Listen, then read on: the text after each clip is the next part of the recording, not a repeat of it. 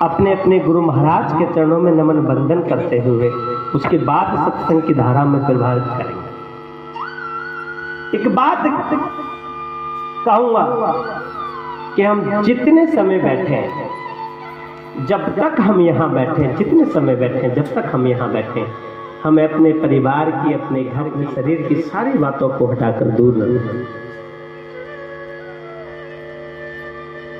कहते हैं कि हम भजन करते हैं, हमारा भजन में चित्त नहीं लगता है जी, हमारा भजन करने को मन नहीं करता है, हमारा दरबार में आने को मन नहीं करता है, ताकि हम जाएं ऐन समय पे आता तो मन नहीं करता।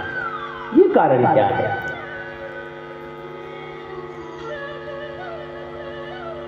कारण कि हमने साधना, हमने शब्द को, हमने भजन को अपने साधा नहीं है। अगर गुरु शरण में गए तो केवल गृह शांति तक सीमित रहे, हमारे घर में शांति रहे, घर में जो काम व्यवहार है सही चलता रहे, इससे के सिवा कुछ नहीं चाहिए।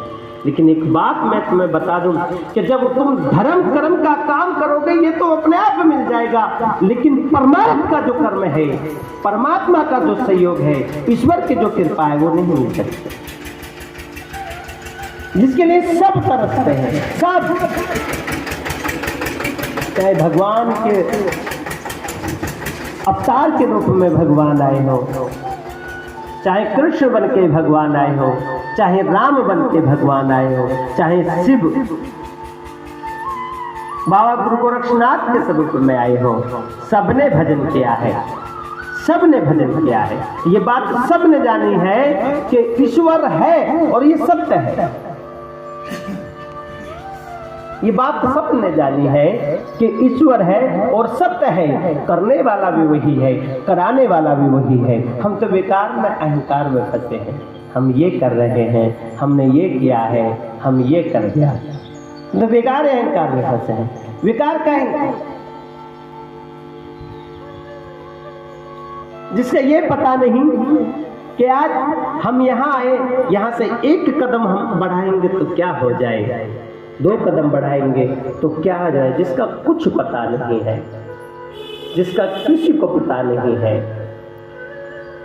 उसके बाद भी हम अहंकार में फंसे। हाँ, मैं व्यथा बता रहा हूं तुम सब कि जब तुम घर से चलते हो किसी यात्रा करने के लिए, किसी संत का दर्शन करने के लिए, तो तुम्हें पता नहीं है कैसे चलते हैं, उस यात्रा कैसे हमारी पूरी होती है। संत दर्शन को जाए तो क्या लेकर के जाए, भगवान क्या जाए, हमें ज्ञात ही नहीं है, हमें इसका बोध ही नहीं है।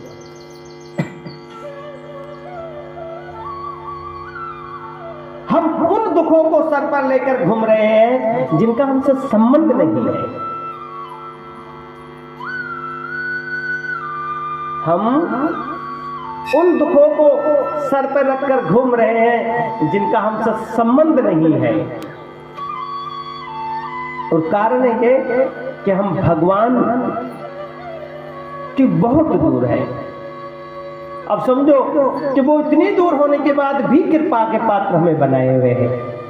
और जब हम भगवान के शरणागत पहुंच जाएंगे, शरण में पहुंच जाएंगे, तो तब उसका स्वरूप कैसा होगा। ये मालदारी, ये गरीबी, ये महल, ये सुख सुविधाएं,